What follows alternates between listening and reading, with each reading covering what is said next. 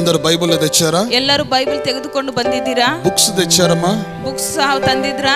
కొందరు రాయటం లేదని విన్నాను. ಕೆಲವರು ಬರೀತಾ ಇಲ್ಲ ಎಂಬುದಾಗಿ ನಾನು ಕೇಳಿದ್ದೇನೆ. ఈ రోజు మీరు వాక్యం వింటారు. ಈ ದಿನ ನೀವು ವಾಕ್ಯವನ್ನು ఆ ಕೇಳುತ್ತೀರಿ. వాక్యం ద్వారా మీరు తెలుసుకుంటారని నేను నమ్ముతున్నాను. ఆ వాక్ಯದ ಮುಖಾಂತರ ನೀವು ತಿಳಿದುಕೊಳ್ಳುತ್ತೀರಿ ಅಂತ ನಂಬುತ್ತಾ ಇದ್ದೀನಿ. పెద్దవారు ఏదైనా బుక్స్ తెచ్చుకుంటే దాంట్లో నోట్ చేసుకోండి. ದೊಡ್ಡವರು ಏನಾರು ನೋಟ್ಸ್ ತಂದಿದ್ರೆ ಅದರಲ್ಲಿ ಬರ್ಕೊಳ್ಳಿರಿ. ఒక అలవాటు పెట్టుకోండి. ಒಂದು ರೂಢಿಯನ್ನು ಇಟ್ಟುಕೊಳ್ಳಿರಿ. వాక్యం వింటున్నప్పుడు ವಾಕ್ಯವನ್ನು ಕೇಳುತ್ತಿರುವಾಗ బైబిల్ తో పాటు ఒక పేజ్ అన్నా లేకుంటే ఒక పేపర్ అన్నా ఒక పెన్ అన్నా ఉండేలాగా దానికి అలవాటు పడండి. ಬೈಬಲ್ ಜೊತೆಯಾಗಿ ಒಂದು ಪೇಪರ್ ಆಗ್ಲಿ, ಒಂದು ಬುಕ್ ಆದ್ರೆ ಒಂದು ಪೆನ್ ಇಟ್ಟುಕೊಂಡು ಅದ್ರ ಜೊತೆಗೆ ನೀವು ರೂಢಿ ಆಗ್ಬೇಕು ಪ್ರಿಯರೇ. ఈ అలవాటు ప్రతి క్రైస్తవుడికి ఉండాలి. ಈ ಒಂದು ರೂಢಿತನವು ಎಲ್ಲರಲ್ಲಿ ಇರಬೇಕು ಪ್ರಿಯರೇ. ఎందుకు అంటే ಏಕೆಂದ್ರೆ నువ్వు చూపించుకోవటం కాదు, ನೀನು ತೋರಿಸಿಕೊಳ್ಳುವುದಕ್ಕಾಗಲ್ಲ. దేవుని వాక్యము పట్ల నీకు ఉన్న ఆసక్తి కనబడుతుంది. ದೇವರ ವಾಕ್ಯದ ಕುರಿತಾಗಿ ನಿನ್ನಲ್ಲಿರುವ ಆಸಕ್ತಿಯು ಅಲ್ಲಿ ಕಾಣಬರುತ್ತದೆ. మెమరీ పవర్ మీకు బాగున్నట్లయితే, ಒಂದು ಜ್ಞಾಪಕನ ಶಕ್ತಿ ಹೆಚ್ಚಾಗಿ ಇದ್ದಿದ್ದಾದ್ರೆ, ಚೆನ್ನಾಗಿ ఓకే ಇದ್ದಿದ್ದಾದ್ರೆ, మా బుక్ మా పెన్ ఇక్కడే ఉందని అనుకుంటే ఓకే, దేవునికి మహిమ కలుగును ನಮ್ಮ గాక. ಬುಕ್ ನಮ್ಮ ಪೆನ್ ಇಲ್ಲೇ ಇದೆ, ನಮ್ಮ ಜ್ಞಾಪಕ ಶಕ್ತಿನಲ್ಲಿ ಇದೆ ಎಂಬುದಂದ್ರೆ ಓಕೆ, ನಡೆಯುತ್ತದೆ. సరే, ఇప్పుడు నేను ఒక ప్రశ్న వేస్తున్నాను. ಈಗ ಒಂದು ಪ್ರಶ್ನೆಯನ್ನು ಕೇಳ್ತಾ ಇದ್ದೀನಿ. ఎంతమంది బైబిల్ చదువుతున్నారు? ಎಷ್ಟು ಜನರು ಬೈಬಲ್ ಓದುತ್ತಾ ಇದ್ದೀರಿ? ಕೈ ನೋಡ್ಬೋದಾ? Can you raise your hands? అంటే నేను చెప్పినందుకు అయిపోద్దండి. బైబిల్ చదువుతున్న వారు మటుకే అబద్ధం ఆడద్దండి. ఎవరు చదువుతున్నారో వాళ్ళ మటుకే. బైబిల్ యారు ప్రతిదిన ఓదుತ್ತಿರೋ ಅವ್ರು ಮಾತ್ರ ಕೈಗಳನ್ನು ಎಬ್ಬಿಸಿ. చదువుతున్న వారు అందరి కొరకు ఒకసారి చప్పట్లు కొడదామా? ಓದುತ್ತಿರುವ ಎಲ್ಲರಿಗೋಸ್ಕರ ಚಪ್ಪಾಳೆಯನ್ನು ಹೊಡೆಯೋಣ ಪ್ರಿಯರೇ. హల్లెలూయా. 2 రాజుల గ్రంథము 22వ అధ్యాయము 8 నుండి 20 వచనాలు. 2ನೇ ಅರಸರ ಗ್ರಂಥ 22ನೇ ಅಧ್ಯಾಯ 8ರಿಂದ 20 ವಚನಗಳನ್ನು ಓದಿಕೊಳ್ಳೋಣ. 20 అంతటా ప్రధాన యాజకుడైన హిల్కియా, కన్నడదಲ್ಲಿనూ ఓదಬೇಕಮ್ಮ. 22వ అధ్యాయం 8వ వచనము. ಮಹಾಯಾಜಕನಾದ ಹಿಲ್ಕಿಯನು ಲೇಖಕನಾದ ಶಫಾನನಿಗೆ, ಯೆಹೋವನ ಆಲಯದಲ್ಲಿ ನನಗೆ ಧರ್ಮೋಪದೇಶ ಗ್ರಂಥವು ಸಿಕ್ಕಿರುತ್ತದೆ. హల్లెలూయా. ఇప్పుడు నా వైపు చూడండి.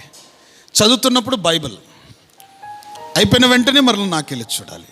ఓకే, ఫోకస్ కరెక్ట్గా ఉంటుంది. అర్థమవుతుందా? ఇక్కడ ఏం చెప్పబడింది? ಇಲ್ಲಿ ಏನು ಹೇಳಲ್ಪಟ್ಟಿದೆ? మీరు బుక్స్ తెచ్చుకుంటే టిక్ చేసుకోండి. ಒಂದು ವೇಳೆ ನೀವು ಬುಕ್ಸ್ ತಂದಿದ್ದಾದ್ರೆ ಅಲ್ಲಿ ಟಿಕ್ ಮಾಡ್ಕೊಳ್ರಿ, ಬರೆದುಕೊಳ್ಳ್ರಿ.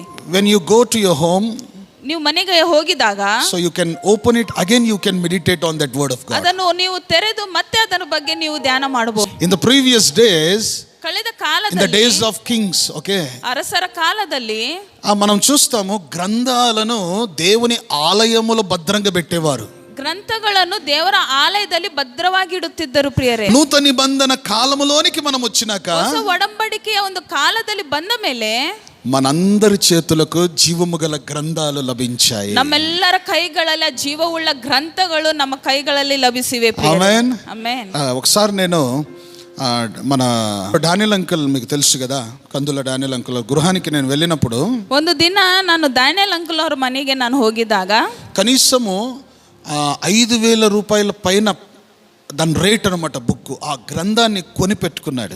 5,000 ರೂಪಾಯಿ ಬೆಲೆಯುಳ್ಳ ಒಂದು, ఎక్కువ, అది బహుశా నాకు తెలియదు, ಹೆಚ್ಚು ಇರಬಹುದು ಅಂತ ಒಂದು ಗ್ರಂಥವನ್ನು ಅವರು ಕೊಂಡುಕೊಂಡು ಮನೆಯಲ್ಲಿ ಇಟ್ಟಿದ್ದಾರೆ ಪ್ರಿಯರೇ. నా దగ్గర ఒకటి ఓపెన్ బైబిల్ అని ఉంది, ఇంత లావు ఉంటుంది. ನನ್ನ ಹತ್ರ ಓಪನ್ ಬೈಬಲ್ ಅಂತ ಇಷ್ಟು ದಪ್ಪದಿದೆ. ఆ బైబిల్ పట్టుకుంటే చాలు, ఇంకా నాకు ఏది మతికి రాదు. ఆ బైబిల్లో ఉన్నదే ధ్యానించాలని ఆశ పుడుతుందండి. ಆ ಬೈಬಲ್ ನಾನು ಕೈಯಲ್ಲಿ ಹಿಡಿದ್ರೆ ಸಾಕು, ಇನ್ನು ಬೇರೆದು ಯಾವುದು ಆಸೆ ಇರೋದಿಲ್ಲ. ಅದರಲ್ಲಿದ್ದೇ ಓದಬೇಕು, ಅದನ್ನೇ ಧ್ಯಾನಿಸಬೇಕೆಂಬ ಆಸೆ ಇರುತ್ತದೆ. వర్షన్ ఓపెన్ బైబిల్ అని ఉంది అన్నమాట. Kings James version open Bible ಎಂಬುದಾಗಿ ಇದೆ ಪ್ರಿಯರೇ. ఆ బైబిల్ ఎప్పుడు కొన్నారు తెలుసా మా ఇంటి వాళ్ళు? ನಮ್ಮ ಮನೆಯವರು ಆ ಒಂದು ಬೈಬಲ್ ಯಾವಾಗ ಕೊಂಡುಕೊಂಡ್ರು ಗೊತ್ತಾ? 30 సంవత్సరాల క్రితం.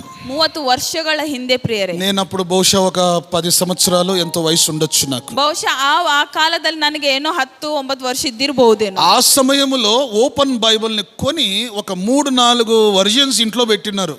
ಆ ಕಾಲದಲ್ಲಿಯೇ ಒಂದು ಓಪನ್ ಬೈಬಲ್ ಅನ್ನು ಕೊಂಡುಕೊಂಡು ಒಂದು 3-4 ವರ್ಷ ನಾನು ಮನೆಯಲ್ಲಿ ಇಟ್ಟಿದ್ದಾರೆ. అప్పుడు మేము చిన్నప్పుడు సండే స్కూల్ కి వెళ్ళేవాళ్ళం కదా. ಅವಾಗ ಚಿಕ್ಕವರಿದ್ದಾಗ ಸಂಡೇ ಸ್ಕೂಲ್ಗೆ ಹೋಗ್ತಿದ್ವಿ. మాకు సండే స్కూల్లో చిన్న చిన్న న్యూ టెస్టమెంట్ బుక్స్ ఇచ్చేవాళ్ళు. ಸಂಡೇ ಸ್ಕೂಲ್ ನಲ್ಲಿ ನಮಗೆ ಚಿಕ್ಕ ಒಕ್ಕ ಬೈಬಲ್ ಅನ್ನು ನ್ಯೂ ಟೆಸ್ಟ್ಮೆಂಟ್ ಅಷ್ಟೇ, ಹೊಸ ಒಡಂಬಡಿಕೆ ಅಷ್ಟೇ ಕೊಡುತ್ತಿದ್ದರು. పాకెట్స్ లో పెట్టుకొని పోవడానికి బాగుండేది మాకు. ಅದು ಪಾಕೆಟ್ ನಲ್ಲಿ ಹಾಕೊಂಡು ಹೋಗೋದು ಬರೋದು ಚೆನ್ನಾಗಿರ್ತಿತ್ತು. అయితే మేము ఇంటికి వచ్చి ఆ అరలలో ఆ సెల్ఫ్ లో పెద్ద పెద్ద బైబిల్ చూసి ఇంత పెద్దది ఎందుకు అబ్బా అనుకునేవాళ్ళం. ಅರೆ ನಾವು ಮನೆಗೆ ಬಂದ ಮೇಲೆ ಆ ಸೆಲ್ಫ್ ನಲ್ಲಿ ಇಷ್ಟಿಷ್ಟು ದೊಡ್ಡ ದೊಡ್ಡ ಬೈಬಲ್ಸ್ ನೋಡಿ ಯಾಕಪ್ಪ ಇಷ್ಟು ದೊಡ್ಡ ಅಂತ ನಾವು ಹೇಳ್ತಿದ್ವಿ. ఇంత పెద్దది బరువుది తీసి ఎవరు చదువుతారా అబ్బా, చూడు మా దగ్గర ఎంత చిన్న బైబిల్ ఎంత బాగుంది ఎంత బాగా చక్కగా ఉందని సంతోషించేవాళ్ళం. ಇಷ್ಟು ದೊಡ್ಡ ಬೈಬಲ್ ಇಷ್ಟು ಭಾರವಾಗಿರುವ ಬೈಬಲ್ ಯಾರು ಓದ್ತಾರಪ್ಪ, ನಮ್ಮ ಹತ್ರ ನೋಡಿ ಸಣ್ಣ ಸಣ್ಣ ಎಷ್ಟು ಚೆನ್ನಾಗಿದೆ ಓದಲಿಕ್ಕೆ ಎಂಬುದಾಗಿ ಸಂತೋಷಿಸ್ತಾ ಇದ್ವಿ. నేను ఎప్పుడైతే యేసు ప్రభువును సొంత రక్షకుడుగా అంగీకరించానో, ನಾನು ಯಾವಾಗ ಯೇಸು ಕ್ರಿಸ್ತನನ್ನು ಸ್ವಂತ ರಕ್ಷಕನಾಗಿ ಅಂಗೀಕರಿಸಿದ್ದೀನೋ, నా యేసు ప్రభువును ధ్యానించాలి, నా ప్రభువుని గురించి నేను తెలుసుకోవాలనుకున్నాను,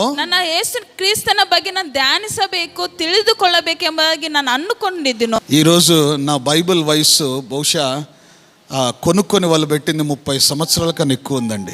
ಬಹುಶಃ ಈ ಸಮಯದಲ್ಲಿ ನನ್ನ ಬೈಬಲ್ನ ವಯಸ್ಸು 30 ವರ್ಷಕ್ಕಿಂತ ಹೆಚ್ಚೇ ಆಗಿರಬಹುದು. ఈ రోజు దాని విలువ నాకు తెలుస్తుంది. ಅದರ ಒಂದು ಬೆಲೆ ಈಗ ನನಗೆ ತಿಳಿದು ಬರ್ತಾ ఆ ಇದೆ. రెఫరెన్సెస్ తీసి చదువుతుంటే ఎంత కళ్ళకు అద్దినట్లు ఉంటుందంటే, ಹೌದು, ರೆಫರೆನ್ಸ್ ತೆಗೆದು ನಾನು ಧ್ಯಾನಿಸ್ತಿರುವಾಗ ಎಷ್ಟು ಕ್ಲಿಯರ್ ಆಗಿ ಎಷ್ಟು ಚೆನ್ನಾಗಿ ಪ್ರೇಯರ್ ಇರ್ತಾ ఒక ಇದೆ. వ్యక్తి ఎదురుగా కూర్చొని నాకు చెప్తున్నట్లు అనిపిస్తుంది. ಒಬ್ಬ ವ್ಯಕ್ತಿ ಎದುರುಗಡೆ ಕೂತ್ಕೊಂಡು ನನಗೆ ತಿಳಿಸ್ತಾ ಇದ್ದಾನೆ, ಬೋಧಿಸ್ತಾ ಇದ್ದಾನೆ ಎಂಬುದಾಗಿ ನನಗೆ ಒಂದು ಫೀಲಿಂಗ್ ಆಗುತ್ತದೆ. ఆ 3 వర్షన్స్ లో ಆ 3 ವರ್ಷన్స్ ನಲ್ಲಿ గ్రంథాలు ఉన్నాయండి. 3 ಗ್ರಂಥಗಳಿವೆ. ఒకటి నా దగ్గర ఉంది, ಒಂದು ನನ್ನ ಹತ್ರ ಇದೆ, ఒకటి మోసెస్ బ్రదర్ దగ్గర ఉండొచ్చు, ಒಂದು ಮೋಸೆಸ್ ಬ್ರದರ್ ಹತ್ರ ಇರಬಹುದು, ఇంకొకటి ఏమో డానియల్ అంకుల్ అడిగిపించుకొని పోయిండప్ప, ಒಂದೇನೋ ಡ್ಯಾನಿಯಲ್ ಅಂಕಲ್ ಕೇಳಿ ತೆಗೆದುಕೊಂಡು ಹೋಗಿದ್ದಾರೆ. హల్లెలూయా. అంటే ఆ విలువ ఏందో తెలుస్తుంది చాలా మందికి. ಯಾಕಂದ್ರೆ ಆ ಬೈಬಲ್ ಒಂದು ಗ್ರಂಥದ ಬೆಳೆ ಏನು ಎಂಬುದಾಗಿ ತಿಳಿದು ಬರ್ತಾ ಇದೆ. దేవుడు వాక్యం అంటే దేవుడే దిగి వచ్చిన వాడు. ವಾಕ್ಯಂ ಅಂದ್ರೆ ದೇವರೇ ಇಳಿದು ಬಂದಿದ್ದಾನೆ. యోహాను సువార్త 1వ అధ్యాయం 1వ వచనం చదవండి. ಯೋಹಾನ ಬರೆದ ಸುವಾರ್ತೆ 1ನೇ ಅಧ್ಯಾಯ 1ನೇ ವಚನವನ್ನು ಓದೋಣ ಪ್ರಿಯರೇ. ಆದಿಯಲ್ಲಿ ವಾಕ್ಯವಿತ್ತು, ఆదియందు వాక్యం ఉన్నది, ಆ ವಾಕ್ಯವು ದೇವರ ಬಳಿಯಲ್ಲಿತ್ತು, ఆ వాక్యము దేవుని యందు ఉన్నది, ఉండెను, ಆ ವಾಕ್ಯವು ದೇವರಾಗಿತ್ತು, ఆ వాక్యమే దేవుడై ఉండెను, దేవుని ద్వారాగా సమస్తము కలిగి ఉన్నదని మనము ದೇವರ ಮುಖಾಂತರ ಸಮಸ್ತವು ಉಂಟಾಗಿದೆ ಎಂಬುದನ್ನು ನೋಡ್ತಾ ಇದ್ದೇವೆ ಪ್ರಿಯರೇ. పాతని గ్రంథములో నిబంధన గ్రంథములో దేవుని వాక్యం ఇవ్వబడుతుంది, ದೇವರ ವಾಕ್ಯವು ಕೊಡಲ್ಪಡ್ತಾ ಇದೆ, అవన్నీ దాచుకొని పెట్టుకునేవారు, ಅವೆಲ್ಲ ಭದ್ರವಾಗಿ ಬಚ್ಚಿಟ್ಟುಕೊಂಡು ಇರ್ತಾ ಇದ್ರು, చదువుకునేవారు, ಓದಿಕೊಳ್ತಾ ಇದ್ರು, చదివిన వాక్యాలను వినేవారు, ಓದುತ್ತಿರುವ ವಾಕ್ಯಗಳನ್ನು ಕೇಳುತ್ತಿದ್ದರು, అంత ఆసక్తిగా ఎదురు చూసేవారు, ಆಸಕ್ತಿಯಿಂದ ಎದುರು ನೋಡ್ತಾ ಇದ್ದರು. ఈ 2వ రాజుల గ్రంథము 22వ అధ్యాయము 8వ వచనంలో, 2ನೇ ಅರಸರು 22ನೇ ಅಧ್ಯಾಯ 8ನೇ ವಚನದಲ್ಲಿ గ్రంథము ఎక్కడ ఉందంటండి? ಗ್ರಂಥವು ಎಲ್ಲಿದೆ ಅಂತ ಪ್ರಿಯ? దేవుని మందిరములో, ದೇವರ ಆಲಯದಲ್ಲಿ. ఇప్పుడు గ్రంథం పట్టుకున్నాడు, ಈಗ ಗ್ರಂಥವನ್ನು ಹಿಡಿದುಕೊಂಡಿದ್ದಾನೆ. ఎవరు ముందు చదువుతున్నాడు? ಯಾರ ಮುಂದೆ ಓದುತ್ತಾ ಇದ್ದಾನೆ? రాజు ముందు చదువుతున్నాడు. ಅರಸನ ಮುಂದೆ ಓದುತ್ತಾ ಇದ್ದಾನೆ. చదివిన తర్వాత ఏం జరిగిందో చూడండి. ಓದಿದ ನಂತರ ಏನ್ ನಡೆದಿದ್ದು ನೋಡೋಣ ಪ್ರಿಯರೇ. దేవుని వాక్యమును చదువుతుండగా ಅರಸನು ಧರ್ಮೋಪದೇಶ ಗ್ರಂಥ ವಾಕ್ಯಗಳನ್ನು ಹೇಳಿದಾಗ వినిన వెంటనే ಬಟ್ಟೆಗಳನ್ನು ಹರಿದುಕೊಂಡು బట్టలు చించుకొని, ನಮ್ಮ ಪೂರ್ವಿಕರು ನಮಗೆ ಸಿಕ್ಕಿರುವ ಈ ಗ್ರಂಥ ವಾಕ್ಯಗಳಿಗೆ ಕಿವಿಗೊಡದೆಯೂ ಅವುಗಳನ್ನು ಕೈಗೊಳ್ಳದೆಯೂ ಓದುವುದರಿಂದ ನಾವು ಯೆಹೋವನ ಉಗ್ರ ಕೋಪಕ್ಕೆ ಪಾತ್ರರಾಗಿದ್ದೇವೆ. సాకు ప్రియరే, పూర్వమున మీ పితరులకిచ్చిన దేవుని వాక్యమును మీరు చదవక మాని ఉండుట వలన దేవుని కోపము మీ మీదికి వచ్చి ఉన్నది. ಪೂರ್ವಿಕರಿಗೆ ಕೊಟ್ಟಿರುವ ಗ್ರಂಥವನ್ನು ಅವರು ಓದದೆ ಅದನ್ನು ಕೈಗೊಳ್ಳದೆ ಇದ್ದುದರಿಂದ ಆ ದೇವರ ಕೋಪವು ಈ ಸಮಯದಲ್ಲಿ ನಮ್ಮ ಮೇಲೆ ಬಂದಿದೆ ಎಂಬುದಾಗಿ ಹೇಳ್ತಾ ಇದ್ದಾನೆ. కోపం ఎప్పుడు వస్తుంది దేవునికి? ಕೋಪವು ದೇವರಿಗೆ ಯಾವಾಗ ಬರುತ್ತದೆ? బైబిల్ గ్రంథము నీ దగ్గర ఉన్నా, బైబిల్ గ్రంథం ನಿಮ್ಮ ಹತ್ರ ಇದ್ದರೂ నువ్వు చదవకపోతున్నావు, ನೀನು ಅದನ್ನು ಓದದೇ ಇರುತ್ತಾ ಇಲ್ಲ. ఇప్పుడు ఈ లోకములో బిజీ బిజీ బిజీ ఏం కట్టుకొని పోతావండి? బిజీ బిజీ చేసుకొని ఈ ಲೋಕದಲ್ಲಿ ಬಿಜಿ ಎಂಬುದಾಗಿ ಏನು ಕಟ್ಟಿಕೊಂಡು ಹೋಗ್ತೀರಿ ಪ್ರಿಯರೇ? ನೀವು అక్కడికి పోవాలనుకుంటున్నారా లేదా కింద ఎక్కడన్నా నరకానికి పోవాలనుకుంటున్నారా? ಅಲ್ಲಿ ಹೋಗ್ಬೇಕೆಂದು ಬಯಸ್ತಾ ಇದ್ದೀರಾ, ಇಲ್ಲಾಂದ್ರೆ ಎಲ್ಲಿ ಕೆಳಗ ಎಲ್ಲ ನರಕಕ್ಕೆ ಹೋಗ್ಬೇಕೆಂಬುದಾಗಿ ಬಯಸ್ತಾ ಇದ್ದೀರಾ? దేవుని కోపము ఎప్పుడొచ్చింది ఇశ్రాయేలు ప్రజల మీదకి? ಇಸ್ರಾಯೇಲರ ಮೇಲೆ ದೇವರ ಕೋಪವು ಯಾವಾಗ ಬಂದಿದೆ?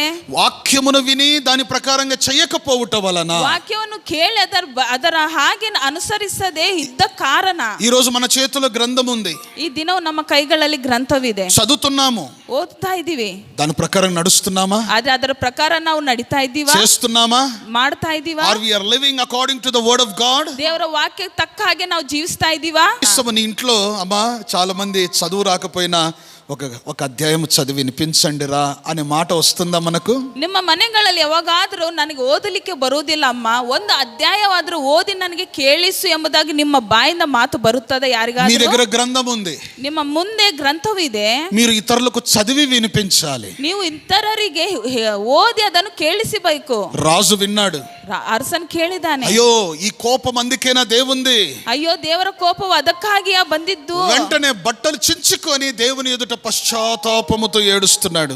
ತಕ್ಷಣವೇ ಆತನ ಬಟ್ಟೆಗಳನ್ನು ಹರಿದುಕೊಂಡು ದೇವರ ಮುಂದೆ ಪಶ್ಚಾತ್ತಾಪದಿಂದ ಅಳುತ್ತಾ ಇದ್ದಾನೆ. దేవునికి మహిమ కలుగునుగాక. ದೇವರಿಗೆ ಮಹಿಮೆ ಉಂಟಾಗಲಿ. దేవుని వాక్యము చదువుట వలన ದೇವರ ವಾಕ್ಯ ಓದುವುದರ ಮುಖಾಂತರ నువ్వు పశ్చాత్తాపముకు గురి అవుతావు. ನಿನ್ನ ಪಶ್ಚಾತ್ತಾಪದಿಂದ ಇರುತ್ತೆ. నువ్వు ఏం చేసావో నీకు అర్థమవుతుంది. ನೀನು ಏನು ಮಾಡಿದೆಯೋ ನಿನಗೆ ಅರ್ಥವಾಗುತ್ತದೆ. Today nobody having repentance in their life.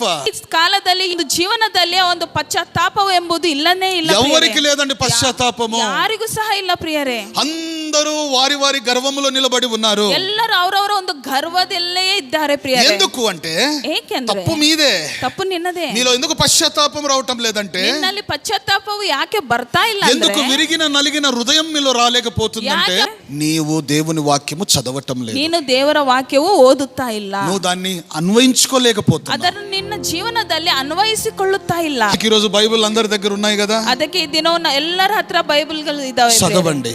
ಓದಿರಿ. రాజు తెలుసుకున్నాడు, ಅರಸನು ತಿಳಿದುಕೊಂಡಿದ್ದಾನೆ,